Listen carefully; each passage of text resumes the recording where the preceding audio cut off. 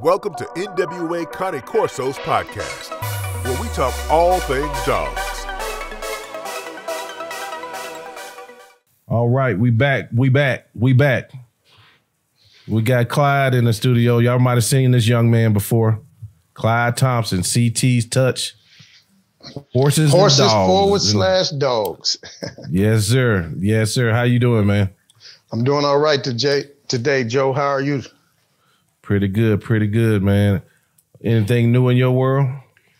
Man, I tell you what, boy, if the rest of 24 is going to be like these first 6 days, man, I'm ready to bail out already, Joe. I'm ready to throw the towel in, man. Yeah. Hey, can you tell the audience a little bit about you? Your background? My name is Clyde Thompson, guys. I'm in Muskogee, Oklahoma. I'm 56 years of age. I'm a dad, a father of girls. I'm a girl's dad. I'm a family man, but I love the outdoors, especially horses and dogs. And I think what brought us here and what has connected me and Mr. Joe is the dogs.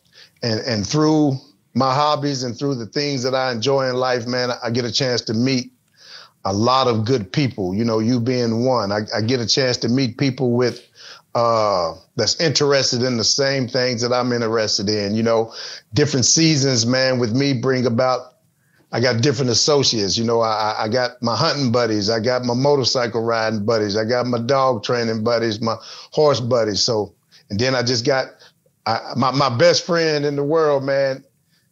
People never see us together because he's really not into none of this stuff that I do, you know, but he's my best friend in the world. I don't have to talk about him every day. I don't have to call him every day. And the same with him.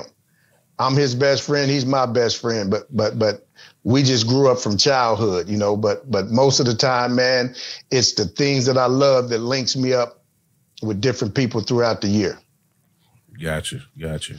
Yeah. So, you have a pretty big channel on YouTube where you go over protection dogs and your breed of choice is the German Shepherd. Why is the German Shepherd your breed of choice? So, Joe, growing up as a kid, man, there was a dog show out. A lot of people may remember it. If you're 56 or older, you may remember Ren 1010. There was another show, Run Joe Run. And I used to watch those dog shows, man, and it made me fall in love with the German Shepherd.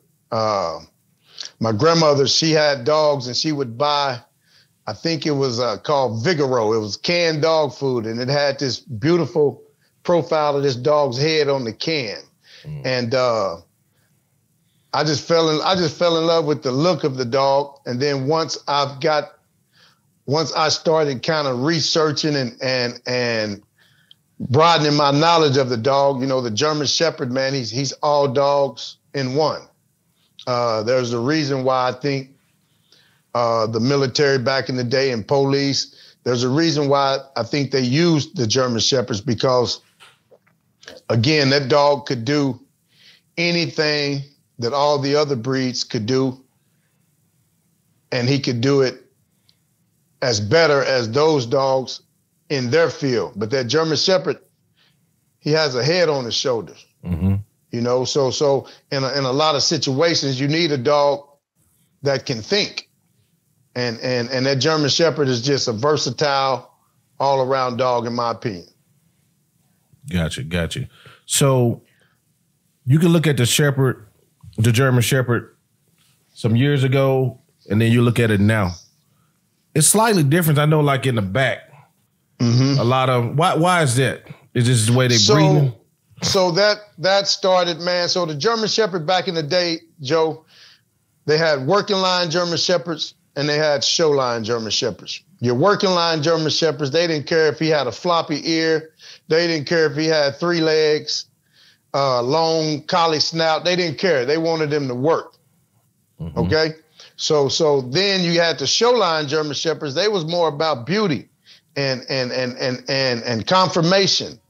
So what happened is you had those working line guys, you know, I mean, just think about us in the real world. Hell, most of the time we don't want nothing ugly, you know, so they wanted to start trying to pretty up that working line dog a little bit. So they start breeding the working line dogs with the show line dogs, okay? And then that's how they started creating that angulation, because your show line dogs, they had some angulation to them. Mm-hmm. But what's happening now is that they're doing so much line breeding and inbreeding that it increases everything. So what a lot of people don't understand is that when you do all this line breeding and inbreeding, you better have just as much good as you do bad, because it's going to amplify everything. So when you got those dogs with the angulation and you steady breeding back to his grandpa or in that line, you're just increasing all that. Mm-hmm. So it's been and sometimes it's just over exaggerated through the breeding, and then sometimes, Joe, depending on how you stack a dog, you can stack a dog and make him look like he has a lot of angulation when he actually don't, just by the way you stack him. But that angulation comes from the show lines, and they develop what they call a working show line. So now they got the big black and red dogs that they developed this working show line with, and a lot of them got the show conformation, because not only are they showing them in agility, bite work, protection work, sniffing, they're showing them in conformation as well. Mm-hmm. Yeah. So that's where that come from. Okay. Your main, the one I see a lot of is Q. So now,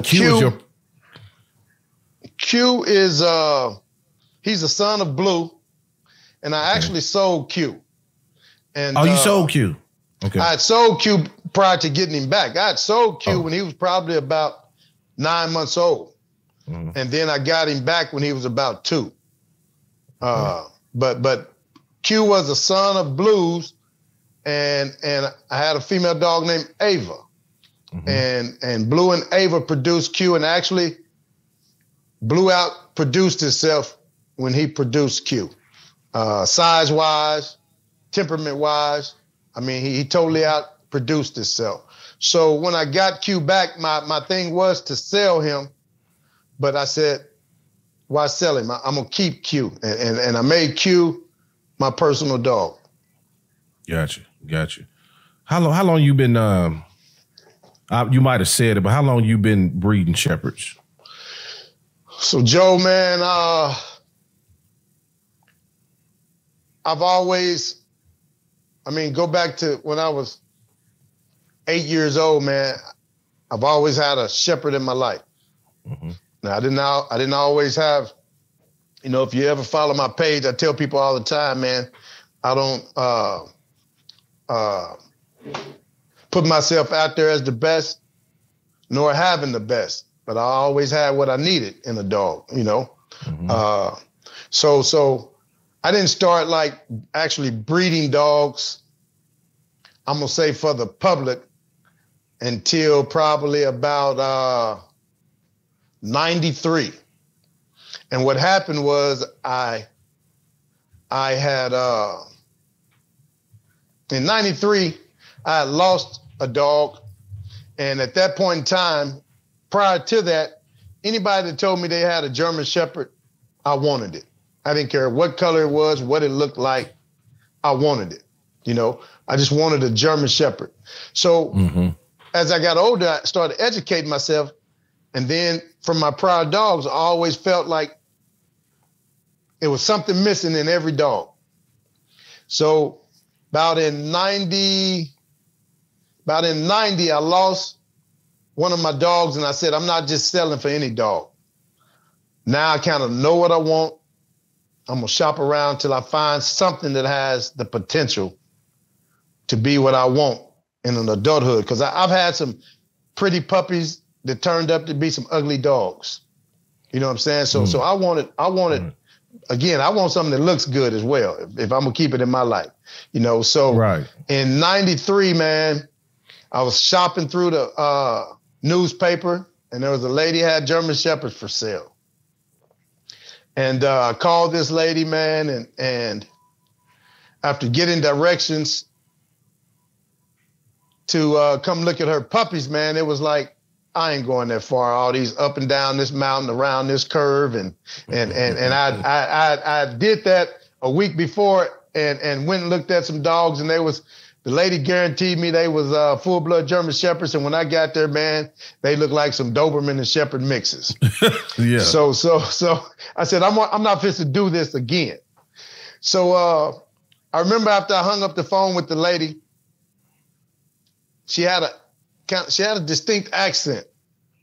So I called the lady back, and I said, "Excuse me, ma'am." I said, "I noticed you have an accent." I said, "Can you tell me where's your accent from?" She told me she was from Germany. So then she goes on to tell me that she brought these 2 dogs from Germany with her. So now I've always heard about the imported dogs. So now I'm like, okay, well, this lady got 2 dogs from Germany. And in most cases, the Germans, they had better dogs than the Americans because they had better breeding practices. They had better standards. So they had really nice dogs, and they still do, but now it's all about the money, and they'll breed anything and they'll sell us anything. So just because you got an import now, don't mean you got nothing, But back in the day, if you had an import, you probably had a better quality of dog.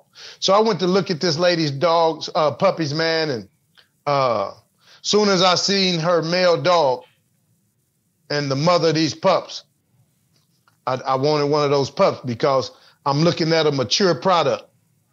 And I liked everything that I seen from the time I drove up in her driveway. They both met me at the gate showing me teeth. When she came out, they allowed me to come in the gate. But they had the size, they had the bone, they had the look. So when I see both of those finished products, I know that my puppy have a chance to be that in the end, once he mature. And I seen their temperament. And then when she showed me, man, she had the pink papers. When she showed me all that, I really didn't even know what I was looking at. But I just know, wait, man, I'm on to something. And I bought a puppy from her.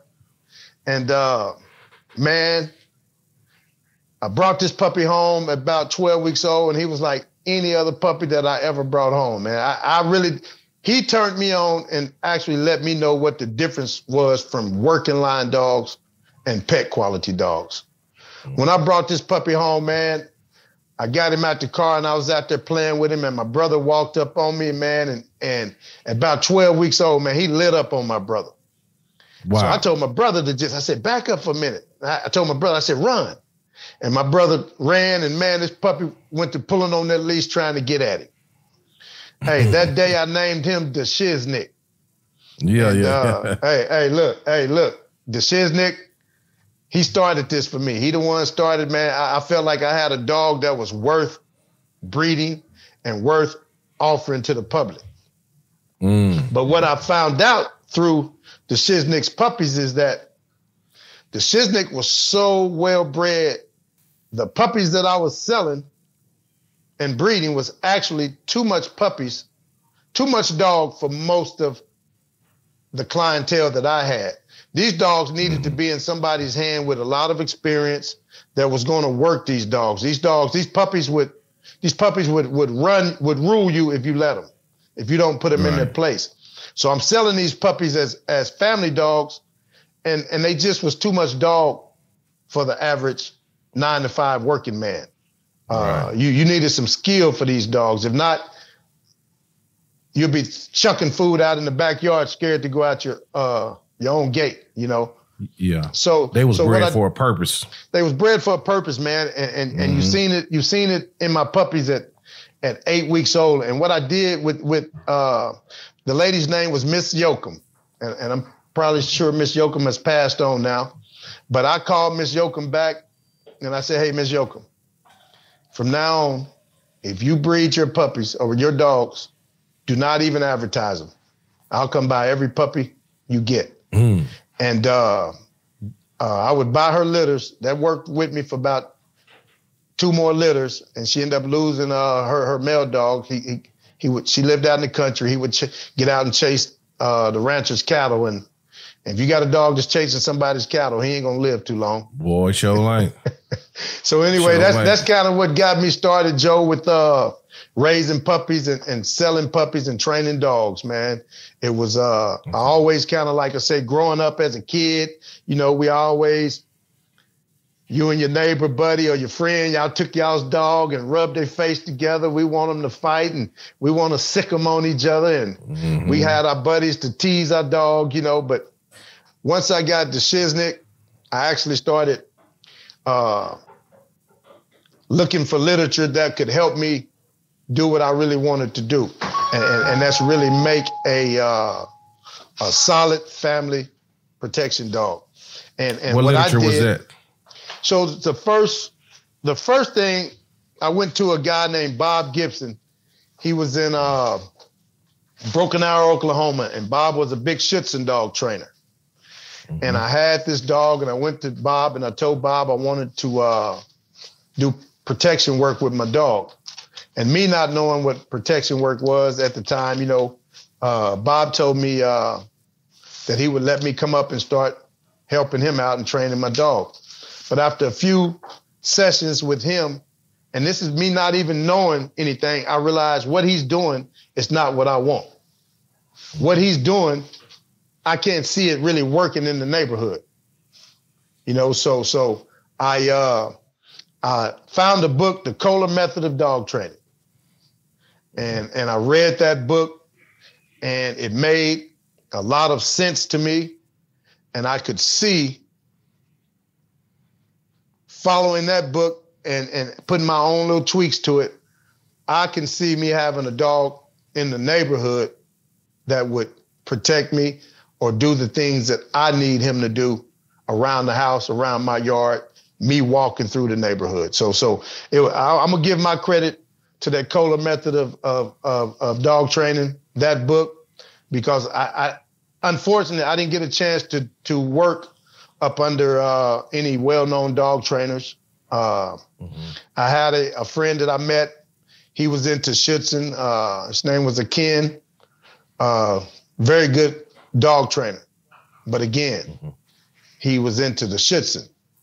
Right. And it's just a lot of the stuff that they do for the sport for Schutzen, I didn't need it. You wanted something more practical. I wanted something more practical. I wanted something, like I say, the training that I seen them doing, I didn't see how it really would work for me in the streets. Well, let me ask you this, man. I be on Facebook, man, and I seen you ruffling a couple feathers. Yes, sir. I see you ruffling a couple feathers. Since there's you do family protection dogs. Yes, sir. And what I saw you was telling people there's a difference in between what people need as a family protection dog and a sports dog. Would you explain that? Yeah, man. So Joe, I'm that guy, man. I don't like the fluff. I don't like all the BS. My tolerance is low for it. It's hard for me to stand back, be quiet. You know, I've got in a lot of German Shepherd groups, and it don't be long before they kick me out.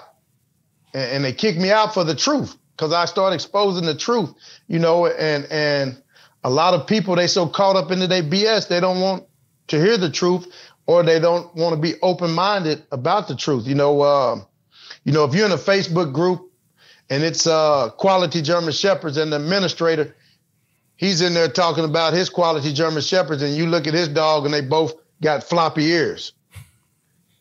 You ain't got no quality German Shepherd, man. So it's hard for me to turn a blind ear and eye to that. And soon as you say something and I can say it in a nice way, you know, what's quality? So when we talk about quality, let's stick with the standards of the dog first. Mm-hmm. Let's stick with the standards. And when we start sticking close to the standards, that's how we determine what quality is. You know what I'm saying? But so many people now, they want to get away from the standards. And like I say, man, I have a hard time keeping my mouth shut because the dog world, it's so much misinformed information out there. And to the people that don't know, a lot of times when they go to a breeder, you know, they put this breeder on a pedestal. They think he knows everything, and they listening to the words of this breeder. And a lot of times they're getting misinformed. You know, just like I say, when I was selling my dogs as pets, I wasn't intentionally doing that. I was misinformed at that time because these ain't no pets unless you know what you're doing.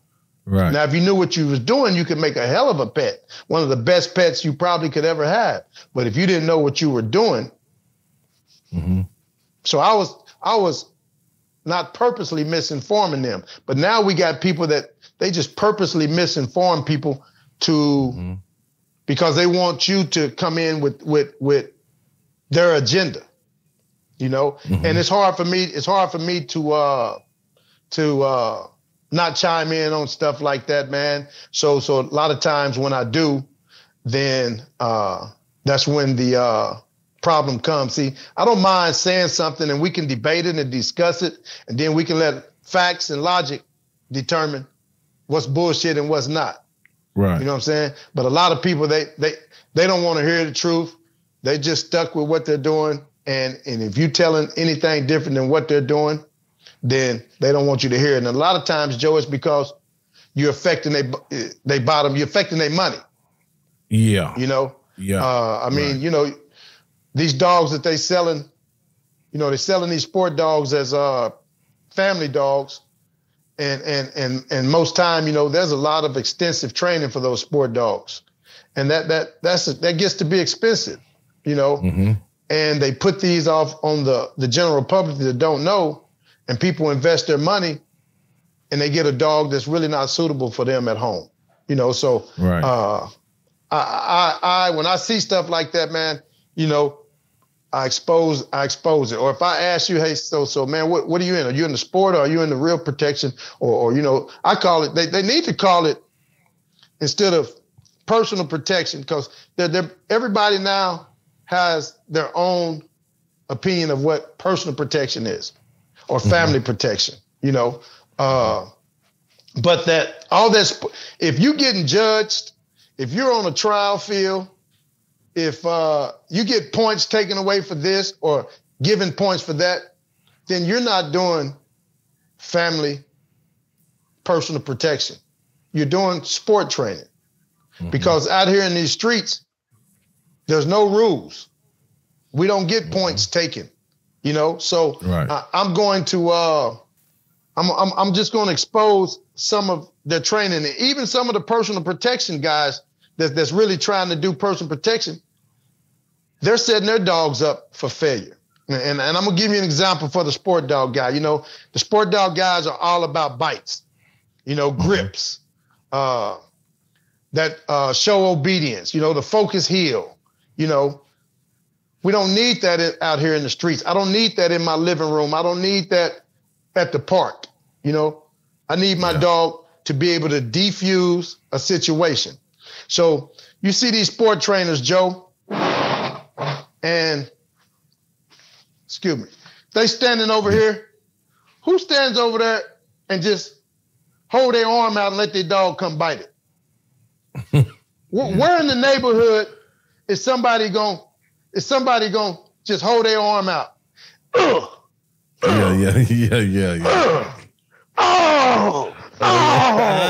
Huh? Where in the neighborhood is somebody going to do that? Yeah. And then they rubbing the dog's head. Huh? Yeah, I see now, that, yeah. In the real world, somebody's supposed to be trying to gouge that dog's eye. But so you setting your dog up for failure. You know what I'm saying? You walking around, picking the dog up. If I pick that dog up now, I'm just to try to break his spine. Oh boy, yeah. So you setting the dog up. You setting the dog up for failure in the real world. If I pick him up, I'm fist to grab his nuts or something. I'm just do something to get this dog off of me. So in most of that protection training or sport training, they're setting the dogs up for failure in the real world, and then they're doing that, acting like they're hitting the dog. Yeah. So your issue is people that do sporting dogs passing them off to families. Passing them off to families as protection dogs, and just you're setting them up for failure. I had a lady that come to me. This lady was she was a small lady, and she wanted a protection dog. And went and remortgaged her home, paid $16,500 for a dog. And this dog wouldn't protect this lady to save his life. The obedience wasn't no good. It wouldn't even, I got a video. If you go to my page, CT's page, and go to my playlist and look at the $16,500 protection dog, you'll see that when I tried to make a move at this dog, the dog went looking past me because he's looking for somebody in a jacket or somebody in equipment. And this lady paid $16,000 for this dog, Right. So that's my thing. I'm not against sport dogs. Right. I'm not against sport training, man. Some of your sport dogs and your sport trainers, the dogs are superb athletes, and the trainers are good trainers. But quit passing it off to family people as family dogs, Right. So Joe, in a personal protection world out here in the streets, if that dog, first of all, you see a lot of trainers too, Joe, when you see them training a dog, they stick their arm out. Who sticks their arm out to let a dog bite it? Where in the neighborhood is somebody gonna stick that arm out and let that dog bite? Right. Huh? Right. I don't believe in leg bites.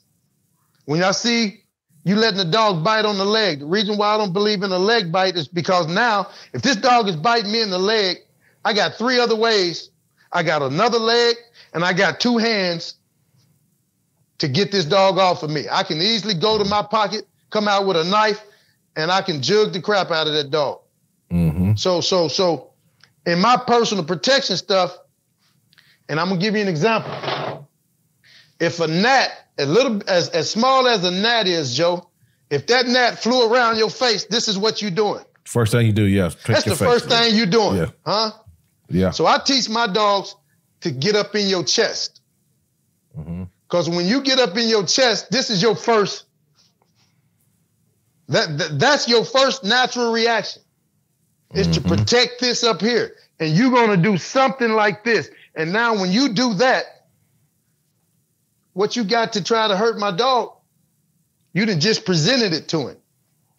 And then when my dog grab you, my dog is yanking, he's tugging you, he's pulling you off balance. You can't hardly get to my dog with that free hand because he's steady getting away from you.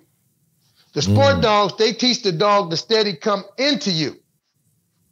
If I was a boxer, I stick, I move. If I just put my head up in somebody, I'm gonna get my head knocked off. So everything that the sport dogs do is setting the dog up for failure in the real world. Now, in most cases, I tell people, Joe, see, a lot of times people, when I say something, you can either take it literally or figuratively. So now, will a sport dog probably bite you in the neighborhood? Yes, he probably will. But I'm just saying, if it happens to where somebody probably fight back, and in the real life, they're either gonna be screaming for their life or they're gonna go in survival mode and try to fight back. And the moment they start trying to fight back, that's when you're probably gonna have problems with your sport dog. The way I train my protection dogs, when they grab you, they're trying to get away. They're not trying to let you kick them. They're not trying to let you touch them. They're getting away from you. So they're steady pulling you off balance for you. It's stopping your defense from the attack. And the misconception with protection dogs and sport dogs is, hopefully, Joe, I don't need a dog to fight no man for 15 minutes. Right. I just need him to fight long enough to make him change his mind about whatever it is he was going to do, or to give me time to go get what I need or get to safety. These sport guys, man, they so caught up into what they're doing. They think a dog need to be in there fighting for 15, 20 minutes. In the real world, we don't need that. Hopefully, Joe, in the real world, my dog never get a live bite. Right. Because I want him to prevent it from happening. I don't want him to allow it to happen. You know what I'm saying? So the sport dog stuff, man, I tell people, if my dog had to jump over a table to get to you, hell, I don't care if he touched the damn table. But in sports, if he touched the table, that's a deduction from the point. I mean, that's a deduction from your score in certain things, So again, the extensive training that's needed in the sport dogs is just not needed for a regular family protection dog. And for a family to have a nice family protection dog, they don't have to spend tens of thousands of dollars. You can buy you a good puppy, a good well-bred puppy. And if you wanted to get some formal training to really know that your dog will protect you if needed, then about $5,000 to $7,500 from obedience to where you got a dog that can get somebody. That's about all a person really needs to spend. Let me ask you something.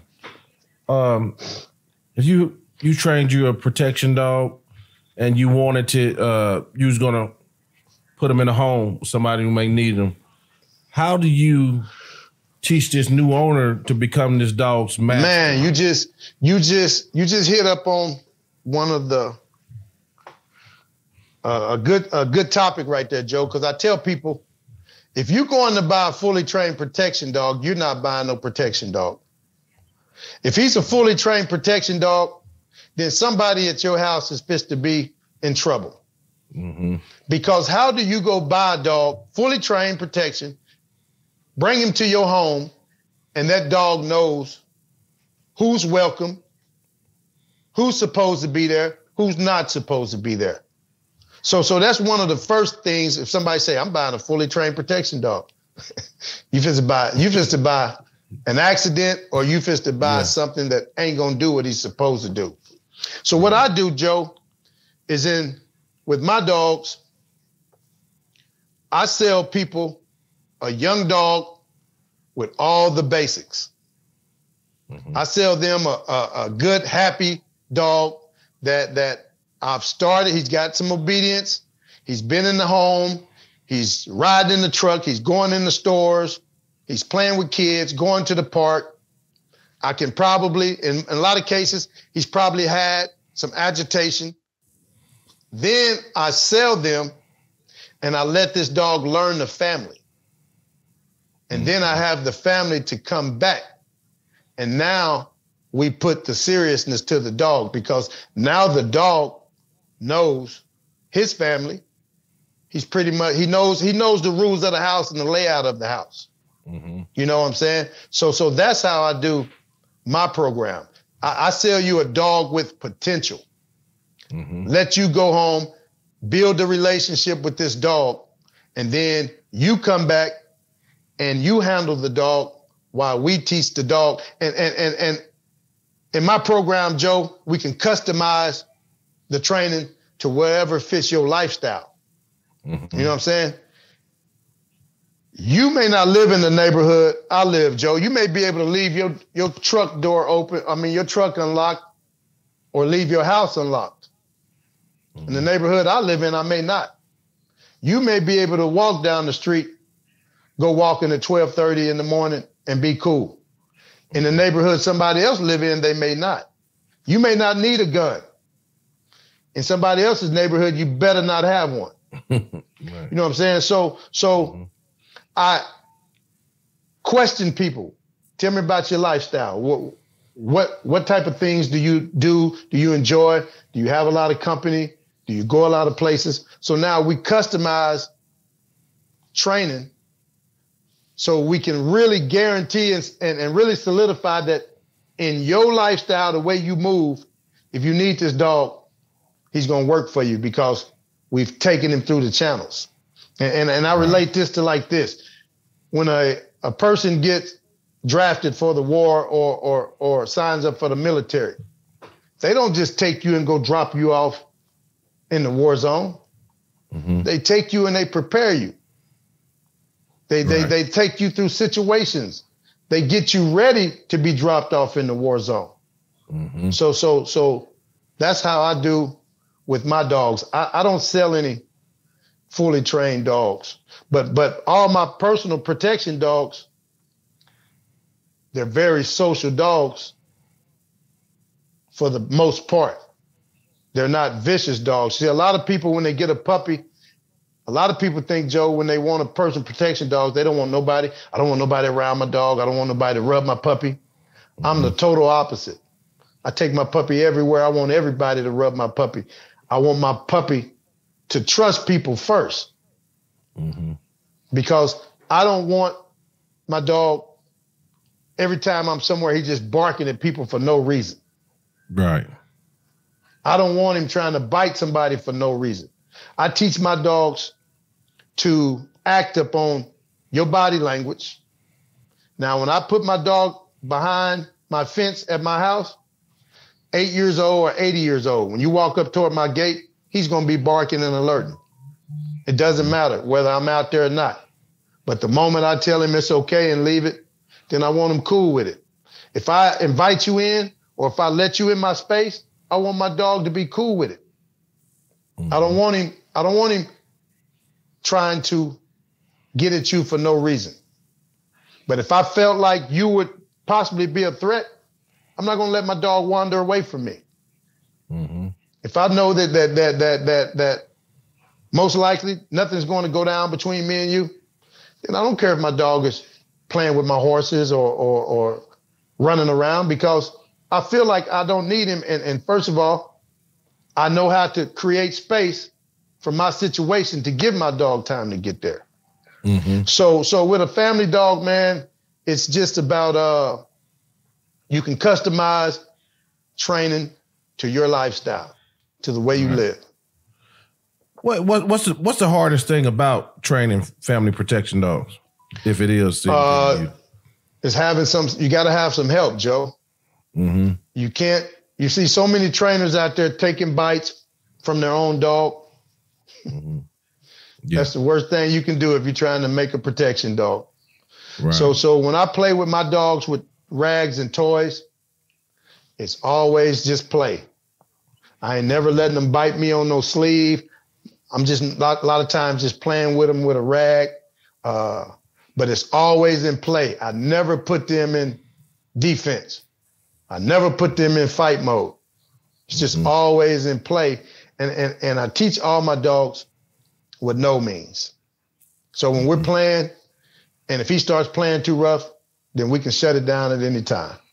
You know, so I established that. But you got to have some help if you want to train protection dogs. And I think, Joe, the real reason why a lot of people don't want to do the stuff that a real dog needs is because you can't rely on equipment so much. And there's a lot of room for an accident to happen because you got to trust the handler.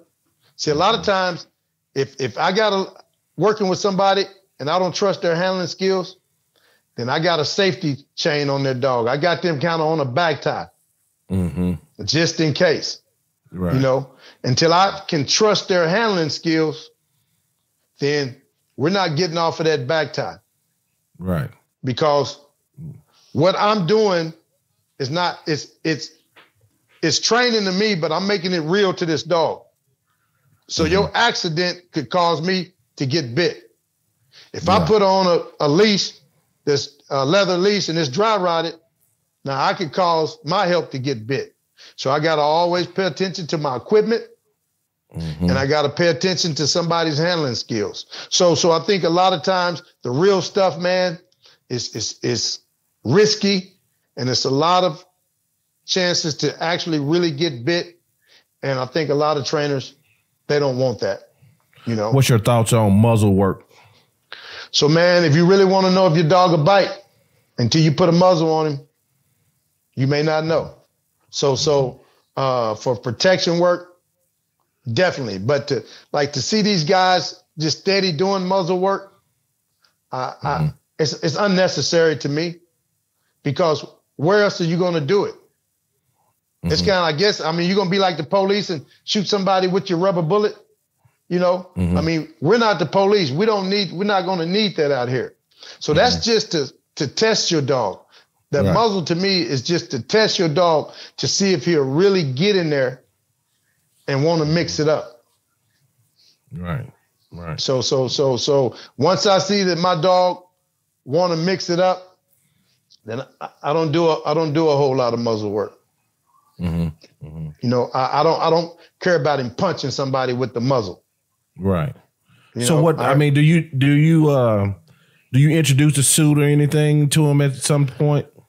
So I do use, so you got to have some kind of equipment, because if not, you're not going to actually be able to let your dog engage and bite. It's just that so many trainers are totally dependent upon equipment. So the equipment don't come into my program till down the road. It's so many guys that the equipment is right off the bat. So the dog is, when you see a dog, Joe, and he comes and bites the sleeve, and soon as he slipped the sleeve out, he's packing it around and shaking his head and happy with the sleeve, and your man is still standing right there before you, you're making a sport dog. You're not making a dog for real protection. Right. So when I see that, hopefully you guys, you protection trainers, you're making sport dogs. You're not making real dogs. When I see a guy letting this dog bite and you sitting there rubbing this dog, the man that he's biting is sitting there rubbing the dog, you're making a sport dog. You're not making a real protection dog. You know what I'm saying? Right. So when I turn my dog on, he's for real. He's ready. He's ready to do something to you. And with my training, he's not mad. He's not vicious. He's just been trained to do this job, and he likes doing it. You know, so he's he's willing and ready to go to work for me. You know, who's your ideal customer? Oh, I'm sorry. Well, okay, no, it's good. So my ideal customer, man, like I say, it's the family people. You know, it's the family man. It's the people that want a family pet first. That's my ideal customer. And like the dogs that I have now, I had to water those dogs down to be able to sell those to the family people.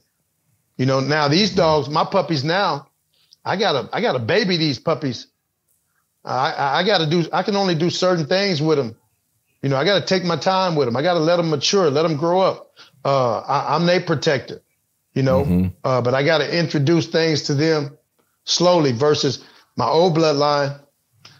It didn't. And when they came out hot and ready at 8 weeks old, man, they was hot and ready, you know, they was, I'll give you an example to the difference in the dogs. So my old bloodline, they was fearless, working line little puppies, okay? If I took a 6-week-old puppy and set him up behind me on a 10-foot building and walked off, that puppy's going to jump down. Really? Because he's fearless. He's fearless. So he's a danger to himself and don't even know it. But he's just seen me walking away. He's jumping down because he don't know no better. I put one of these puppies, one of the dogs that I breed now, because like I say, I bred a lot of that game out of them, a lot of that seriousness out of them. I put one of them up on that 10-foot building. He's going to hunker down and look around. He's wanting me to come back and get him. My older puppies, by the time my puppies was 8 weeks old, Joe, I needed to have them separated in individual runs because if not, they're all fighting for dominancy. None of them wanted to be female or male. None of them wanted to be the inferior puppy. Wow.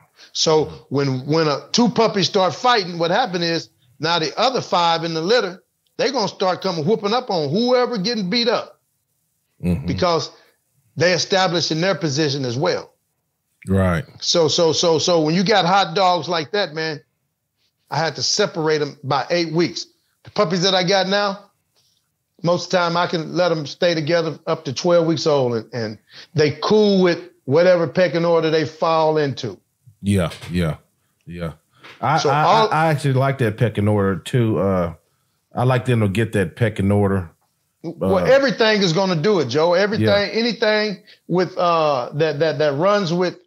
I mean, even us, we don't know it, but when we run with our group of friends, shit, there's a pecking order. A lot of times, too many alpha males can't run around each other. No, man, it'd be too much violence. And then somebody got to take the back seat. That's just not what alphas want to do. Right. See what I'm saying? So when you got those type of dogs, man, you have to put them in their place at an early age. And that's another problem with the sport dog trainers. They don't believe in disciplining these dogs at an early age because they feel like they're going to take the drive or take his spirit out. So now they're really letting them be unruly. They have no discipline. And they're letting them mature. And then they're trying to put the discipline on them. That's why you get a lot of handler aggressive dogs. That's why you get a lot of handlers getting bit because they didn't establish their pecking order correctly with their dog as a young puppy. Right. You know what I'm saying? But the family, the 9 to 5 guy, man, those are my clientele. Most of those people, Joe, they don't want to pay. I mean, paying $1,000 for a dog is to a lot of them is they don't want to do that, you know. Right. So the dogs that I have, Joe, you know, I make them what they are. They're not they're not genetically. Their genetics don't support what they are. I was going to ask you about that.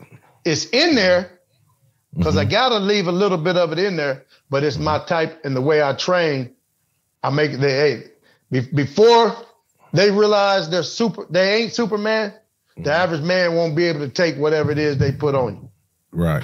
Before they realize that they ain't Superman. And then I'm honest with people, Joe, when I sell animals or dogs, I know that certain dogs, this dog ain't gonna be the dog that you want to walk down a dark alley with. Right. So I'm not gonna sell you this dog, but this dog will be the dog that if somebody comes to your door, he's gonna let you know.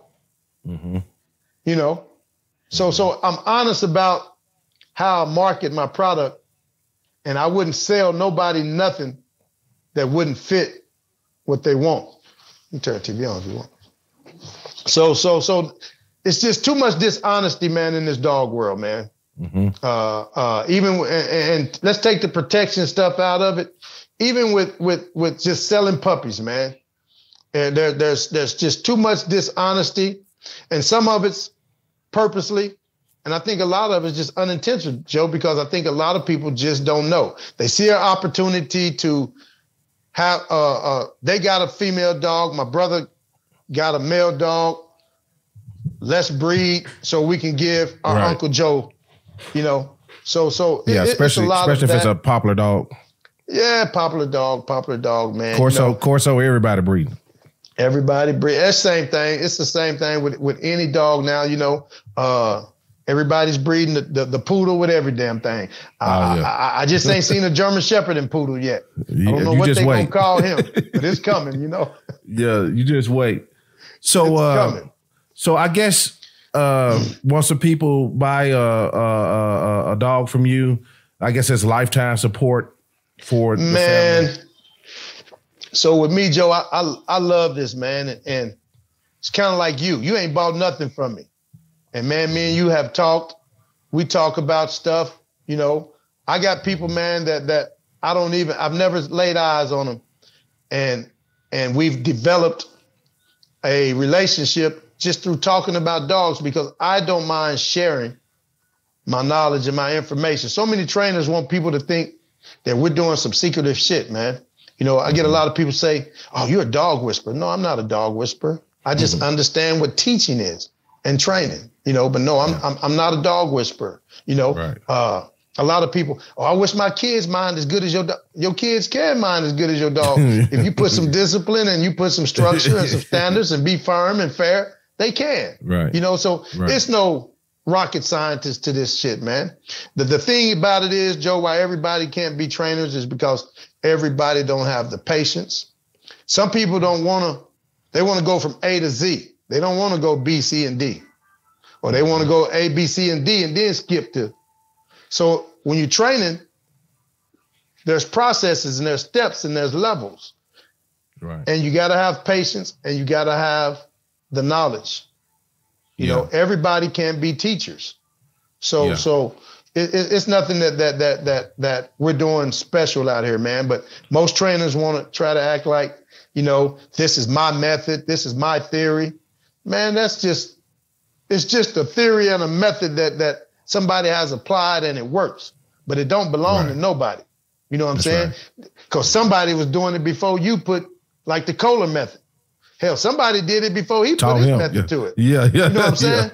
But he just wrote the book.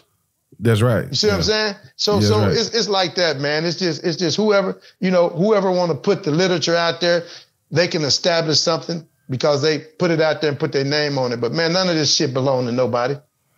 When I first discovered you, it is. When I first discovered you, man, you had one of the coldest video I ever saw. Which was that? Like, there's the one, Backyard Breeder. Backyard Breeder. Man, you know, when I made that video, Joe, that was the first video I ever made. And man, it was? I did not. Yeah, that was the first video I made, man. That's what got me started. And I didn't know nothing.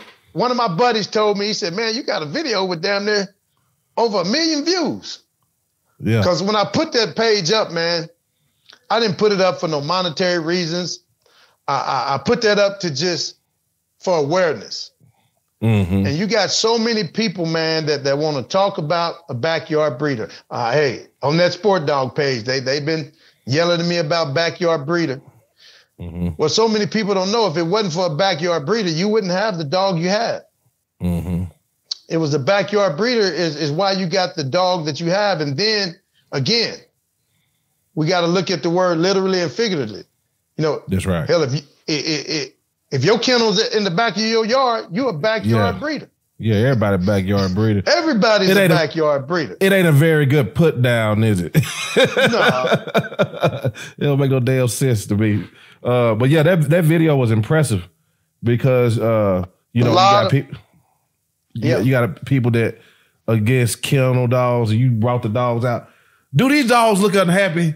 I mean, they stopping on a dime. You got them doing everything, and that's why I got 1 million views.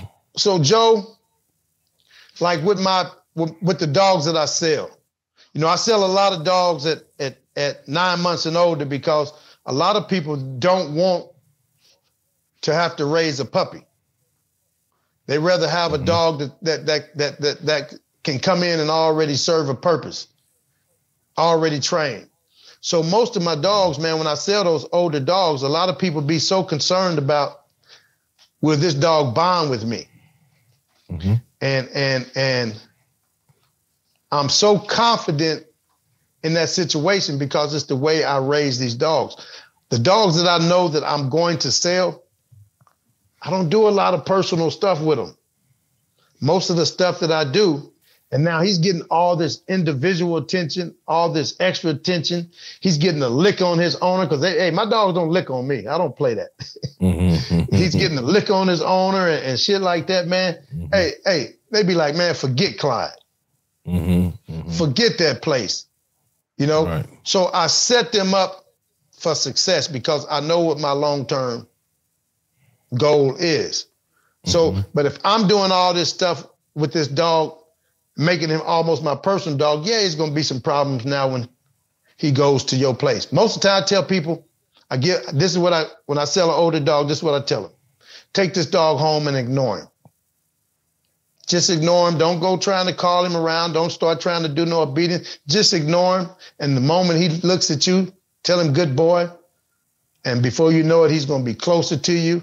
And when he start wagging his tail, then you can start calling him. But I just tell him, take him home, put him in something confined where he can't get loose or get away. Because sure, he's going to be wanting to know where I am. Yeah, I sure, he's going to be, where's CT at? Where's the rest of the dogs? You know? But once you start giving him that personal attention, man, they'd be like the hell with CT. Yeah, take about a week, don't it? If that long. So depending on the dog, if you socialize them well, about a week, man, and they calling me and man, they sending me pictures and just can't believe how attached that dog is with them that quick, you know? Mm-hmm. So now Blue, if you took Blue home with you, nah, it ain't gonna be like that because Blue or Q has been really my dog. So they're gonna be like, you know, you got to be careful. You'd have to be careful with them because they ain't trusting you. How do you? Right. So that's something people got to think about when they got a protection dog or even a family. Mm-hmm. So what they say, I want to go on vacation. What I'm gonna do with my dog? So see again. So if you got that mean, vicious dog, you're in trouble because don't nobody want to keep him. Yeah. You know what I'm saying? Hey, a mean, vicious, unruly dog is like badass kids. They don't want you to come over. They ain't going to keep your kids, you know? So that's why you have to have a dog that's sociable. You know, so my dogs, thank you. My dogs, Joe, I had one of my dogs get out and the dog pound man pulled up, let his truck gate down. My dog jumped on the truck. He took him to the pound. But then once they put him in that kennel behind that fence, now they couldn't approach it without him showing aggression. Because I had trained him. Once you get behind this fence, it's yours. So if you don't know how to approach that, then he's going to show you that aggression. Right. So with my dogs, Joe, I don't have mean dogs, and I set them up again for success. So when I'm teaching these dogs, I let different people handle the dog. Mm-hmm. Hey, take this dog, go over there, do some obedience with him for me. Boy, they show so turn on though. Yeah. So they get used to somebody else handling them. Mm-hmm. So again,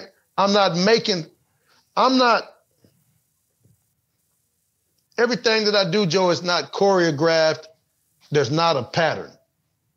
In the sport dog stuff, most of the time, it's a pattern. It's choreographed. It's rehearsed. Mm-hmm.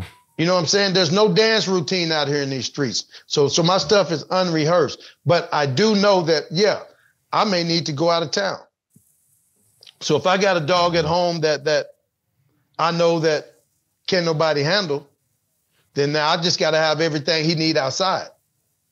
I got to have a feeder. Mm-hmm. I got to make sure I got enough food in it for the time I'm going to be gone. Mm-hmm. He's got his dog house. He's got shelter. He's got water. He's secured. So I'm cool. Mm-hmm. Mm-hmm. You know, but on the other hand, if it's a dog that I haven't raised like that, then I've raised him where I can have somebody to keep my dog. And in most cases, if they could just provide him water and food, that's all I need him to do. That's right. You know, they don't have to do any walking. They don't have to walk my dog and work with my dog, you know, just be able to give him food and water, you know. Like at my kennels, I got one of my little buddies, you know, if I'm gone, you know, I done introduced him to my dogs enough to where he can go over there and clean my pens and feed my dogs for me. Right. Right. Yeah. Okay. So normally I've introduced a few people to where they can do that. Gotcha. You know, and I give them the language to use to tone my dogs down. and I know that my dogs ain't vicious, so I trust them that if they do what I ask them to do, nothing's gonna happen. Gotcha. You know, go let my dog out. He's gonna bark at you. These dogs right here, because I hadn't finished them up, so they just barking because I've worked on that. But I give him some keywords to say to him, and just let him out, clean his pens, put his feet in there, step back away from his gate. He'll go back in. But most time they ain't fit to play with you, because this group of dogs that I have right now, like I say, they wasn't those real secure, fearless dogs. So those dogs got some insecurities to strangers. So with their natural makeup, I use that to make my protection dog, because they're kind of naturally a little bit leery of you. Yeah. See what I'm saying? Mm-hmm. So my older dogs, they so confident if you wasn't doing something that they didn't think you wasn't supposed to be doing, then they ain't worried about you. Mm-hmm. You know? Now I had one dog that a guy had actually it was the Shiznik. The Shiznik would, so I lived not too far from my mom, and some days I would leave the Shiznik at home. And when I would leave him at home, he gonna jump the fence and he gonna come to my mom's. And if you pulled up beside him and said, "Come on, man, get in," shit, he getting in the car with you. And this guy seen him one day, and he told him to come on, get in. And Shiznik got in, and he took him home, and he got out of his car. Now he couldn't get back in his car. So he ended up having to call the police and explain he got a dog in his car that he can't get back in his car. So I've already put out the word, hey, man, I'm looking for my dog. You know, most time in my town, everybody knew the Shiznik. The dog pound knew him. The police knew him. You know, everybody knew him. He was that guy, man. So now this boy thinking he was fit to steal him, and he done got out of his car, Joe, and couldn't get back in it. Because he started guarding the car. He started guarding the car, you know, and he wasn't. It wasn't his dog, you know. So again, man, Joe, I tell people all the time, man, if you ever watch my page, you know, I ain't nothing fancy about me. I'm totally unedited, unrehearsed. What you see is what you get. And that's what I do with my customers, man. You know, I sell them the truth. You know, I sell them the truth. And the difference, again, I keep coming back to a lot of people in the dog world, man. It's a cruel business because so many people don't sell the truth. You know, it's a cutthroat, dirty business, especially for the customer.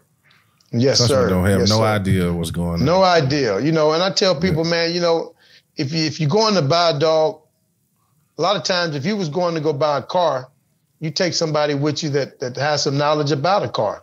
But most people, when it comes to dogs and stuff, you know, they try to do their own research and they read that this guy's a reputable breeder, you know, and they just go with it, you know. So I'm kind of like I say, it's not that I purposely try to be a whistleblower or anything. It's just when I see the BS, man, it's hard for me to overlook it. I lost a good relationship.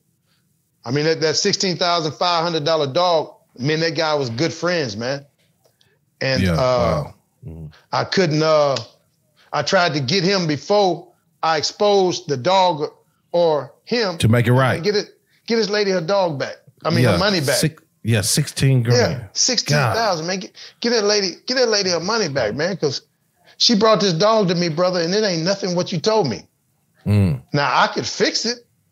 He didn't want me to do that, though. I said, man, I told him, give me $3,500 because I had already won that lady's trust over. Yeah. Give me $3,500. You got $16,500.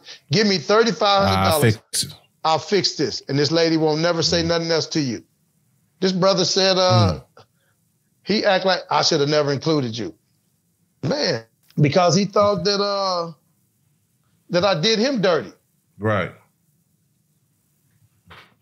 That's crazy, man. You said that lady took out a mortgage. took out a mortgage on her home, man, to get that dog, man. And she actually ended up getting bit by the dog, man, and ended up getting about 13 stitches up her arm. Damn, really? The dog wouldn't come out the crate. Dog get in the crate and wouldn't come out the crate, man, and she stuck her hand in there to try to pull him out the crate, and he came all up her forearm. Oh, damn. She probably could have sued, dude. She could, man. Really she could have really towed him up. You know, but this lady was just, she was a non-confrontational little lady. You know what I'm saying? The lady damn near wasn't even going to ask for her money back. She was just going to get a dog away and just be done with it. Wow. And I'm like, man.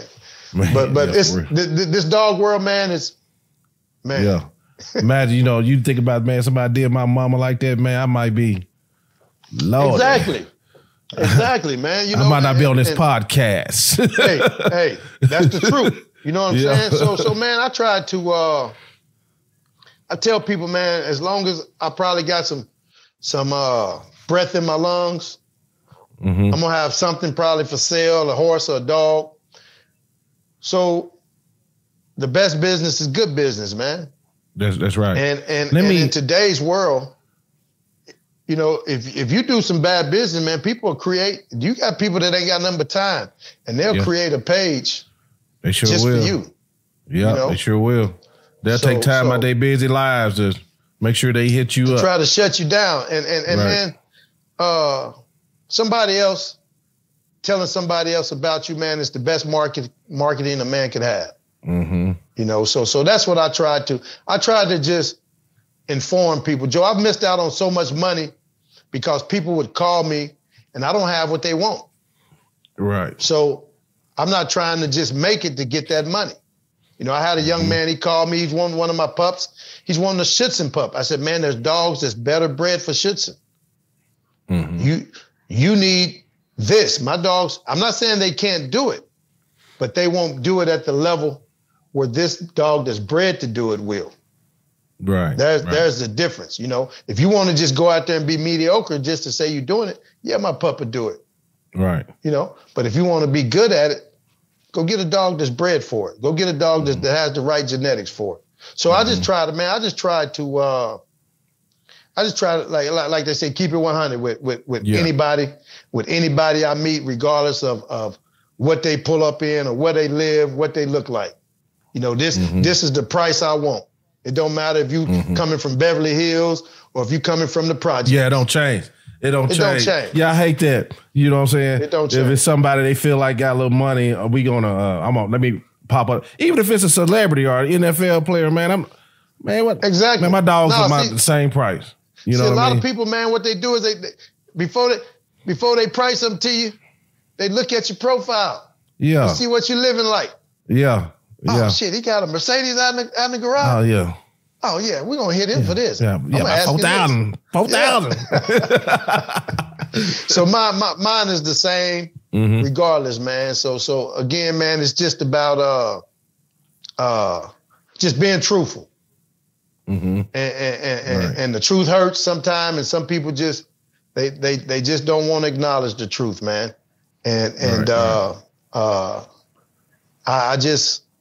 I guess I just wasn't raised that way, man, to take advantage of people. Right, you know? Right, yeah, right. Yeah, yeah, you got a conscience, brother. I got a big one, man. I got a big one. Let me ask you about this because people be remiss if I didn't ask you something about this because now we got people that breed pythons that watch this channel, dogs, chickens. Right. We got to talk about horses, brother. Talk about horses. So what? All right. In your CTs, horses and dogs, what's the biggest difference in training horses and dogs? Are there any similarities or what? So, man. That's a big-ass animal, the difference is that horse, I mean, most of the time,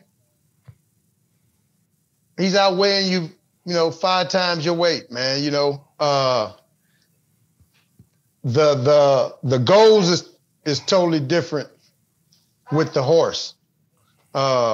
So there's different risks of getting hurt with the horse. So in order to train a horse, at some point in time, somebody's gonna have to get on his back.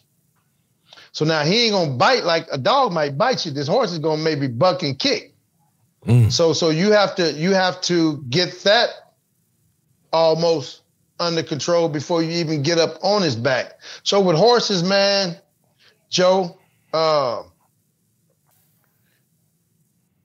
again, I didn't have no body that I trained up under. Man, the higher power just has kind of blessed me with some talent. You know, I just kind of, a lot of times I know what I want the end result to be. So the same things with the horses. I didn't start fooling with horses till I was probably about 24. And at that time, RFD TV was becoming popular. And Clinton Anderson was putting on horse clinics and giving little tidbits of horse training clinics and things like that. So I would watch that RFD TV, and there was things that, okay, I was already doing this, but I just didn't call it this, or I wasn't doing it everything exactly the way he was doing it. So what I do, man, I started watching Clinton Anderson, Chris Cox, and there was another guy named Pat Pirelli. He trains with sticks and balls. I don't even watch him because I ain't gonna be doing nothing out there with my horses with no damn sticks and a ball. So see, I'm kind of like more practical. Like I get people back with dogs. Well, do you train for tricks? No, I don't. Shit. The most trick I did with my dog is give me 5. Yeah. That's it. The tricks are for kids or somebody else's. That ain't what I got my dog for. Now I ain't gonna say they for kids, but that's just not what I got my dogs for. Right. Yeah. So back with the horses, man. Just blessed, man, by the Almighty, man.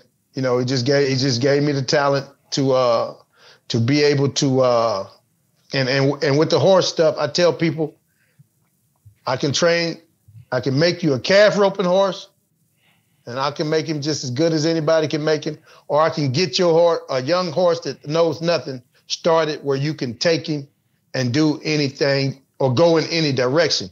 But like the reining, those guys, man, those are some superb trainers. It's so much extra stuff that I'm not saying I don't know, but I don't care to know because I'm not a reiner.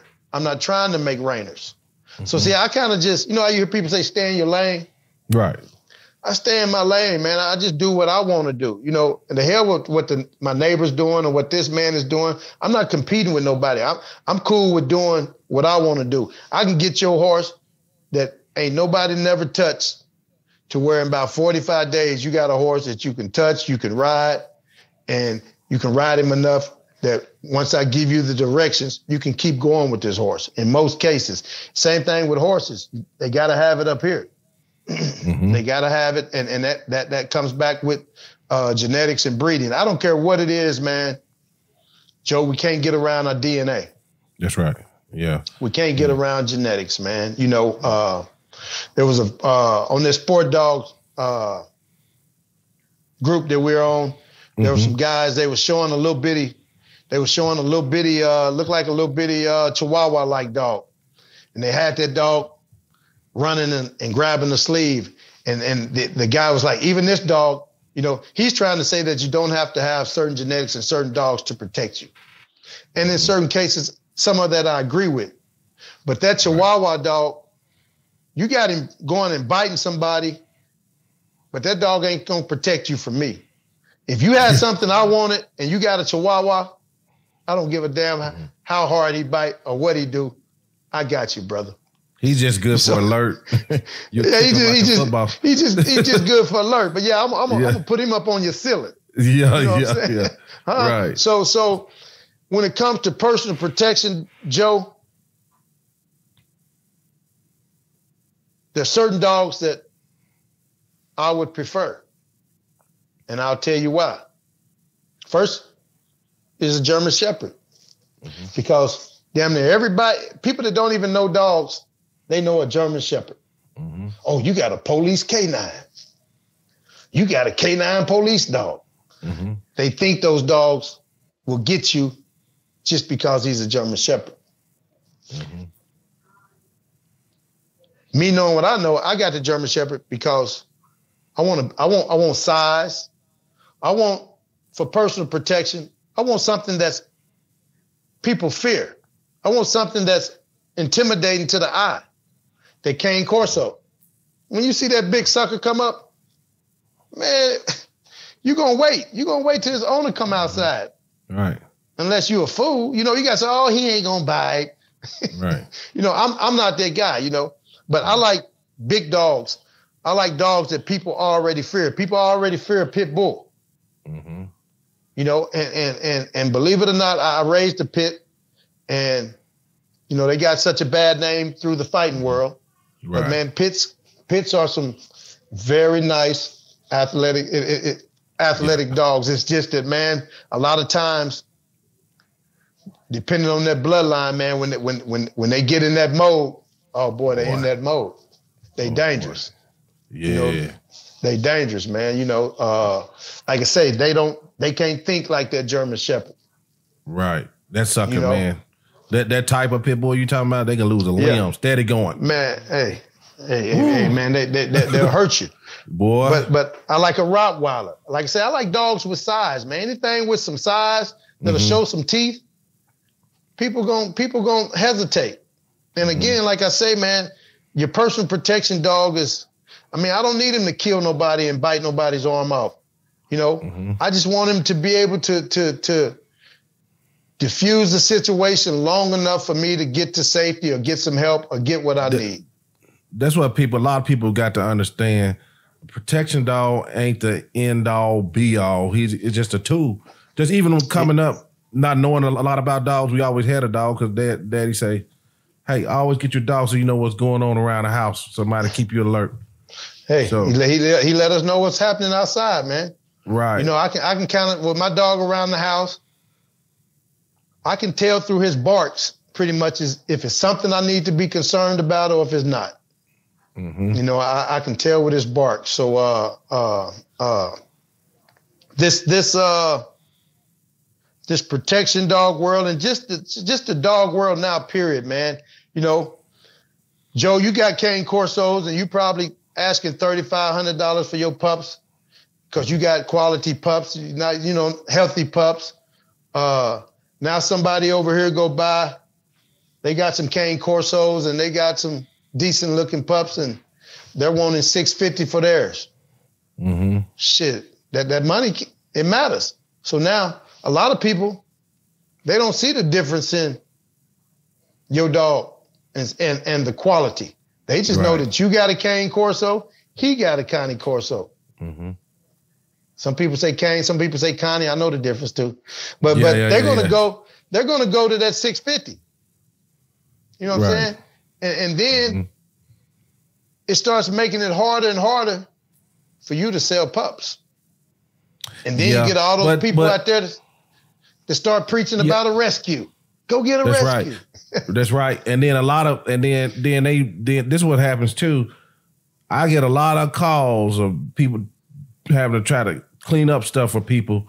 Oh, I just got scammed for the 3. I thought you was gonna get the dog for me. After it's done. You know what I'm saying? Yeah, you know, this happened to me. What should I do? Blase. But I'm gonna tell you this, Clyde, it's so many people who breed in Corsos, so you do have that aspect of the $650 and they usually pay for that. But you know, at one point, these dogs, people, especially from other areas, East Coast, up north, they were selling them dogs for $4 and $5 at one point. But down here, they're a lot cheaper. You know what I'm saying? And see, man, same in my area, man. The market for different dogs, it varies depending on where you live. You know, it varies, man. Like that down here in Oklahoma, man,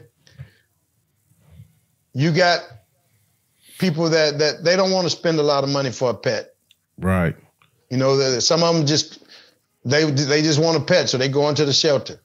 Right. They go into the rescues. But most people, man, they unless you got something to really separate yourself from the rest, then man, it's going to always be somebody out there that comes along because, like, again, the general public, they don't know all the characteristics that a good bred Cane Corso should have. They just know the man got a Cane Corso. Right. And then too, that goes the same way with the protection dogs. So it's like, I appreciate you coming on and to educate people. And you do a lot of one-on-ones, consultations and training, and people can see on your page. So people need to know that. So most of my training is, JoJo, I don't do a lot of class stuff. Most of my training is individual and assisted training. Now I'm just to expose something else that these trainers don't like me saying. Oh, I think I know what you're finna say. Hey, well, so when it comes to people looking for dog trainers now, if you called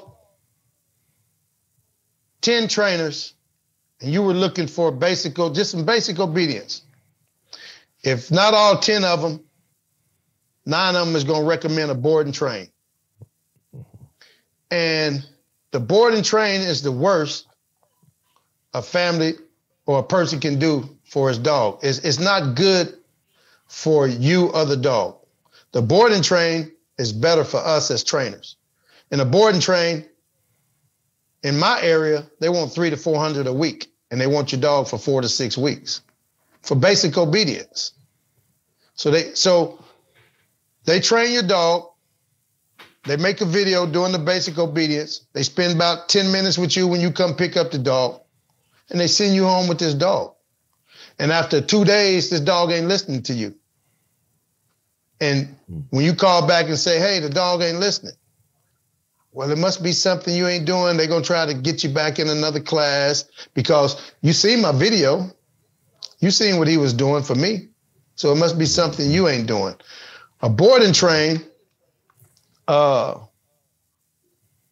is great for us financially because we're going to spend 10 or 15 minutes with your dog a day, put your dog up, and probably by the time 6 weeks is up, we already got your dog trained. And now we just got him over there feeding him and housing him for another 2 weeks. You know, most people aren't going to recommend they assist you in training your dog because now the money goes down. It's a little bit more difficult because, you know, a lot of people, when they see me training my clients, they don't understand that I can take their dog and make their dog work fine for me with the stuff that I taught them.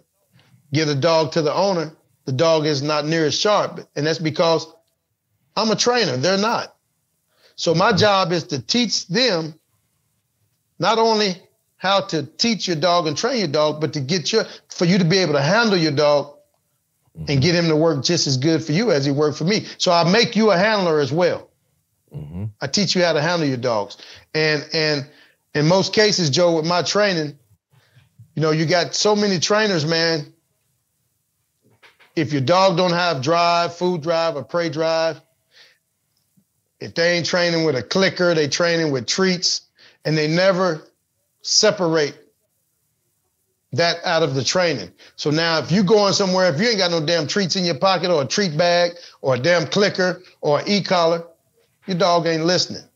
Right. The way I train is just leash and collar. And by the time we're done, it don't matter what kind of collar or anything, the gear, you don't need no certain gear to get my dogs that I help you train to do anything that you ask.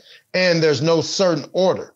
You know, a lot of people, in order to get their dog to down, they have to make him sit first. Or they got to be standing beside him.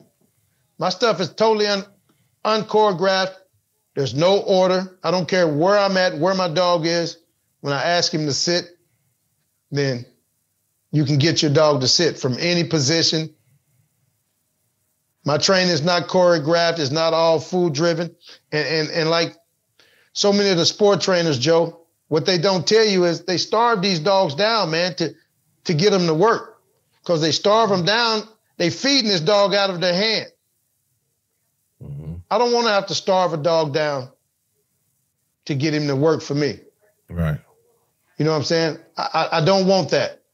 But again, I don't knock the sport trainers that do it, but I just have a problem when they go when they just misguide the general public. Right. Now, did I say what you thought I was gonna say, or was it something else? Yeah. I knew you was gonna go in on the boarding train.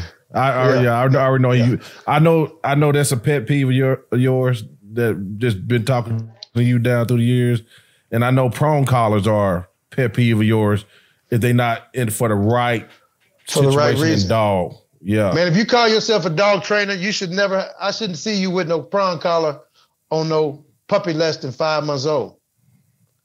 Mm-hmm. There's just no need for it if you're a dog trainer. Now, if you got him at 5 months and he's a large breed and he's already unruly and you got a handler that he's overpowering, then yeah. But for a guy, me or your size, Joe, mm-hmm. I've seen guys with prong collars on 3-month-old Corso pups. Mm-hmm. You don't know what you're doing, man. And the one thing about me, Joe, and I don't care who I offend if it offends you with the truth. Mm-hmm. They say a lot of people can't be in leadership positions because in a leadership position, you got to offend people or you got to go against the grain sometime. And a lot of people can't go against the grain or afraid to offend somebody. I don't want to offend you, but if it's the truth, don't take it offensive. Right, because take it constructively.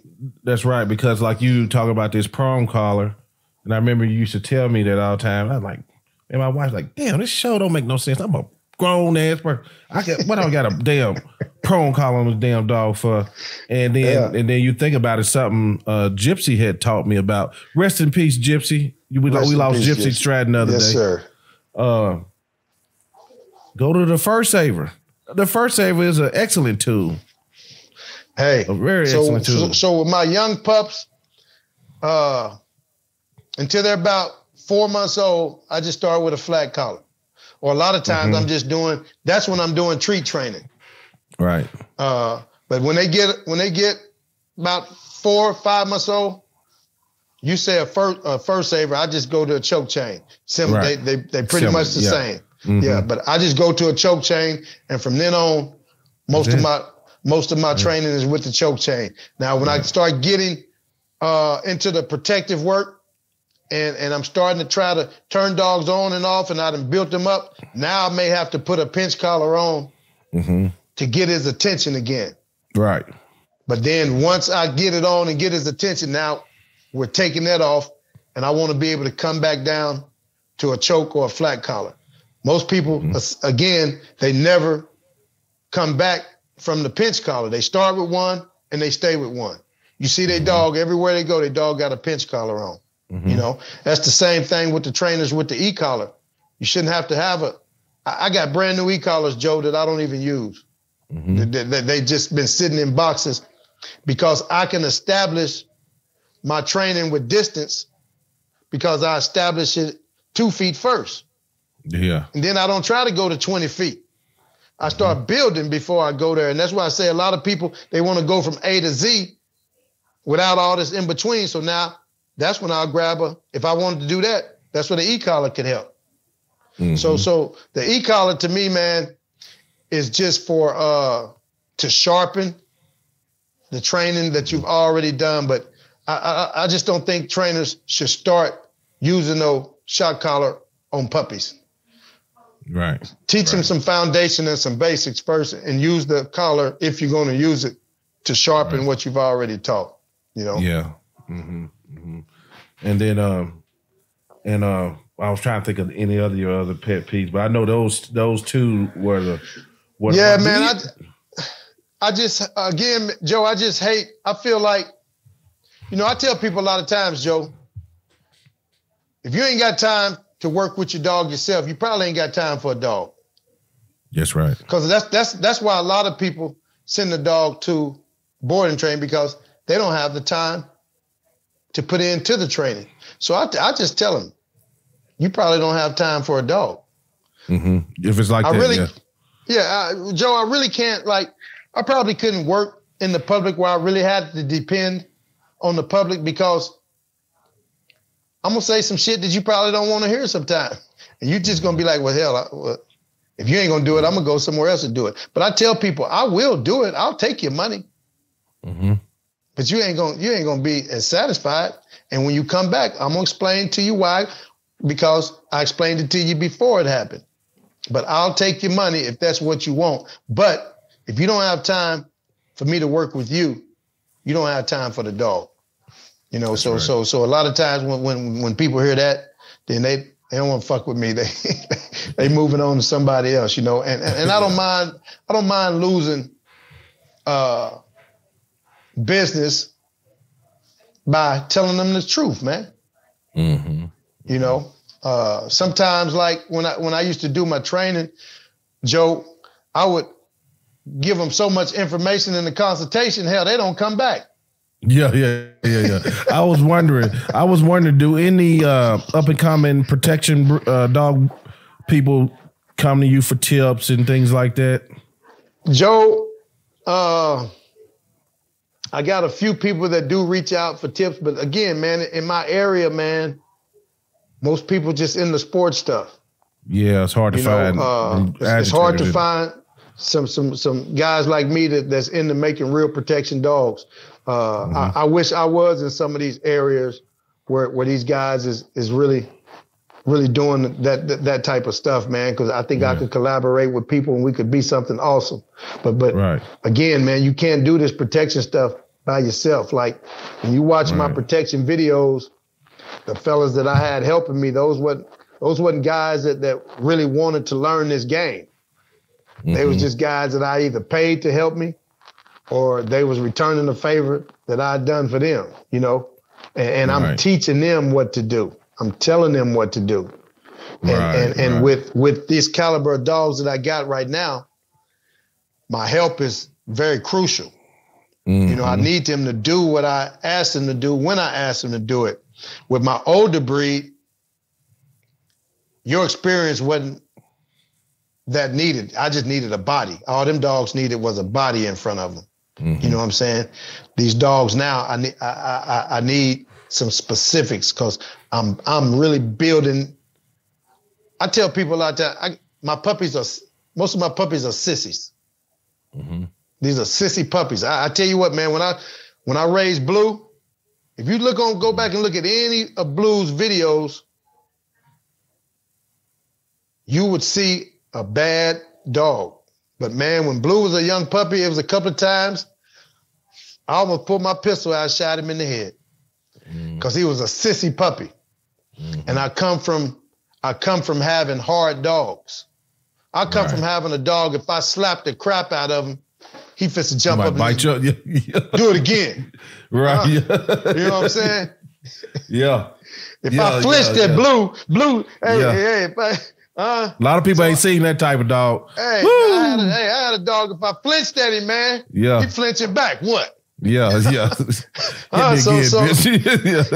so Blue was the first dog that I had where I watered it down, man, and I was having trouble with that, because I'm trying to compare him to my old dogs, and I was having trouble with that. And actually, I reached out to my buddy that don't like me no more, and he told me, he said, man, why did you produce that dog? Go back to why you did it. He said, you didn't do it for you. You did it for your clients. So he ain't the dog for you, but you know what to do to make him. Let him mature. Quit trying to make him be your old dogs, because he's not. You know that because you know what you did with the breeding. He said, just let the dogs mature and then do what you bred them to do. And man, I took his advice. And I'm going to give this guy a shout out, man, because, man, I'm not a vengeful person, a grudgeful person, you know, and I tried to tell Ken Odecote, this guy's a super great trainer. Man, I think in that situation, he just got sometimes money will make us do things and see things that we normally wouldn't do. But the guy's a great dog trainer, man. And he gave me a lot of knowledge, even though he was a Schützen dog. He gave me a lot of knowledge, and I gave him some as well for us both to use in our purpose, you know? Right. But Joe, man, you know, I really like what you have done since you came into this dog scene, man. You've jumped into this scene, man, and you're blowing up, brother. And I just want you to keep doing what you're doing, and I give you your props. And the one thing about me, Joe, I don't mind giving the next man his props, man. So many of us, me neither. So many of us don't want to get the next man his props, man. Yeah. They're gonna hate on you and hate on us. Yeah. So I'm proud of what you're doing, man, and you opening this venue up, like you say, man. You got chicken breeders, snake breeders. Because some of this stuff all ties in together. It all ties in together, man. And you're bringing you're bringing people in from all over, man. And you're creating a network. Something. Yes, sir, man. So shout out to you, man. And continue doing what you're doing. And like I've told you in our private conversations, if it's anything that you can bring me in or that I can help or assist, I'm always available for you. You know I'm going to be asking. Hey, I'm ready, man. And you know, again, I tell everybody, y'all, I didn't have no paper that I'm reading off of. I didn't write anything down, you know, guys. I'm just unedited. I got a lot of this right up in here, and I'm the first to tell anybody if I don't know, I'll tell you I don't know, and I'll help you try to find someone that does, if I can. But I'm not afraid to say, man, I don't know that. That's not what I do. Clyde is adamant about that. I was like, man, I'm trying to prep to show. No, just come on, this raw and uncut, Yeah, so hey, do it how you do it, man. Do it how you do it. So man, but we appreciate you, and you guys. Y'all know Clyde, like he said, he's in Muskogee. You can reach out, like he's saying, if he had better agitators in the area. Maybe you guys got a dog somewhere nearby, and maybe y'all can work together and learn some stuff from Clyde. So yeah, man, I appreciate you coming to the show. You always dropping knowledge. Thank you. Now, Joe, Go ahead. People, man, you know, they can reach out, man. My CT's Touch Horses /dogs, man. My personal number is on my page, and people a lot of time. And why you put your personal number on your page? Hey, tell it to him, Clyde. Tell it to him. It's my phone. I got a right to answer it if I want to answer it or not. You know, I hear so many people. You call somebody, Joe, and they didn't answer the phone because they didn't recognize the number. You know. I'm gonna answer the phone, and then if I ain't interested in what you're talking about, then I'm gonna hang up on you. I'm gonna tell you bye. Right. But I'm gonna always answer my phone if I can, when I can, and if I don't answer it, I will return a call. So my personal number is on my page. You people can reach out if I can help you. I don't mind helping you, and if I can't, I'll tell you that, and hopefully we can get you in a direction where somebody can help you. All right. So that's what CT's Touch Horses /dogs is all about. Right. All right. Well, that wraps up another one. Clyde Thompson, ladies and gentlemen. Thank you, brother. Thank you, Joe. Okay, we'll see you. All right, we'll see you, man. And that wraps up another episode of NWA Cane Corsos. Thank you for being a part of our Cane Corso community. Remember, you can stay connected with us beyond the podcast. Find us on all major media platforms by searching for NWA Cane Corsos. Whether it's Facebook, Instagram, Twitter, or YouTube. Just hit that follow button to join the conversation and get the latest updates. If you have a burning question or want to apply to be a guest on our show, we'd love to hear from you. Simply shoot us an email at nwacanecorsos@gmail.com. And if you're a business interested in becoming a sponsor, reach out to us at the same email address. For more resources, exclusive content, and links to all our social media profiles, visit our website at nwacanecorsos.com. It's your go-to destination for everything dogs. Thank you once again for tuning in, and we can't wait to bring you more exciting episodes where we explore the fascinating world of dogs.